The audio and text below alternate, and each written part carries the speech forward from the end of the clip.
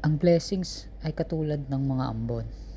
Hindi natin napapansin pero andyan pala. Masyado kasi tayong nakapokus sa mga bagay na wala pa tayo. Kaya akala natin hindi tayo blessed o binabayaan ng Diyos.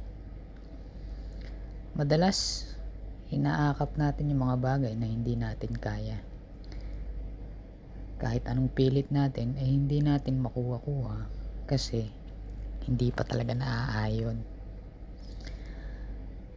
Yun lang makita mong masaya yung magulang mo, makasama mo sila, nakita mo yung mag-ina mo, may nakakain kayo sa maghapon, ay malaking biyaya na para ipagpasalamat. Pakatandaan mo na yung buhay na mayroon ka ngayon ay hinangad mo dati yan.